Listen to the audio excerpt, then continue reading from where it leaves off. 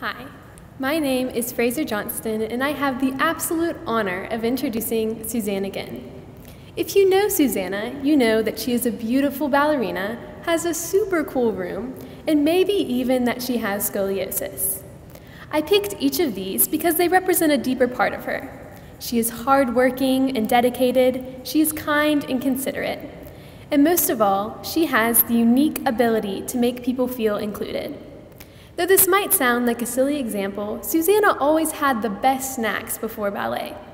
People would flock to her, even those not in our level. Her chocolate and marshmallows led to conversation, community. She brings people together. I know she has something great to share, so without further delay, I give to you Suzanna Christian Ginn.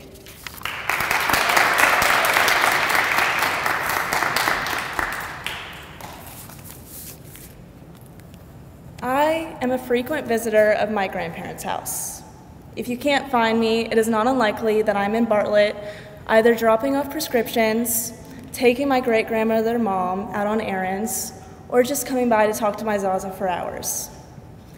Every time I come over, I'm greeted by my grandfather, Pawpaw, standing outside the house, smoking a cigarette and waving me hello.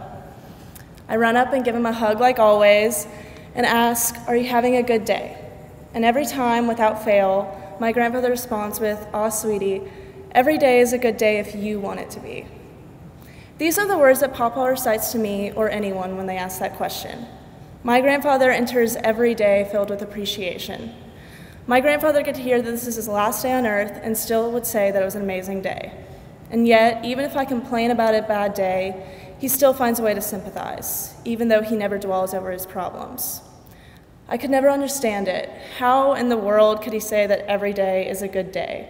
I had had plenty of bad days to prove him otherwise. So for years, I shrugged this sentence off, never really taking the time to comprehend it. Last Christmas, my mom gave me and my sisters each a copy of The Quarreling Book, which was one of our childhood books we would read every night. The book begins on a rainy gray morning when Mr. James forgets to kiss his wife before work. Because of this, Mrs. James is put into a bad mood and begins to get onto her son Jonathan as soon as he walks down the stairs. Because of this, Jonathan starts to complain to his sister Sally about always being late. Because of this, Sally gets annoyed with her friend Marjorie and says her jacket is ugly. Because of this, Marjorie goes home to her brother Eddie and, well, I think you see the pattern here. This continues until it's finally turned around by Eddie's dog, who doesn't repeat the cycle and instead responds to the negativity with positivity. She tries to start playing with him, ignoring his bad mood. As the dog continues to play with Eddie, he finally gives in and starts laughing and playing with her too. Because of this, Eddie is put into a good mood and lets Marjorie borrow his favorite pencil. Because of this, Marjorie is also put into a good mood, and then the whole cycle is repeated but backwards. Instead, each character is kind to the ones that hurt them and spreads positivity to one another until Mr. James finally returns home to a sunny day and kisses his wife as a welcome home. When I reread The Quarreling Book that Christmas morning, I finally understood what Papa's words meant. Every day is going to have negativity. Every day is going to have something that goes wrong. Every day you are going to be faced with someone that frustrates you and brings your mood down. Life is not perfect. There's no way to get rid of all the bad in this world, but it's up to us to decide how we are going to respond to it. You decide whether or not someone else's actions or words is going to affect how you treat the people around you and how you perceive the rest of your day. Don't let other people's negativity decide how your day is going to go. I challenge you to be the dog. Return positivity to negativity.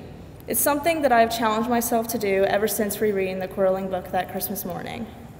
And it's been anything but easy. Although I continue to try to have a positive outlook daily, it is so easy to focus on the bad. I do it almost every day. I complain about my sisters running late to the car. I get upset when I get a bad grade on an essay I worked hard on. I get frustrated when I'm having a bad day at ballet. And a lot of times I let these things ruin my day. But then I remember Pawpaw. He never let the bad get him down. Through thick and thin, he chose positivity and didn't give up on himself. It's strange to think that next year I won't be able to drive to Zaza, Pawpaw, and Mom's house at any given moment. I'll miss my trips out to Bartlett.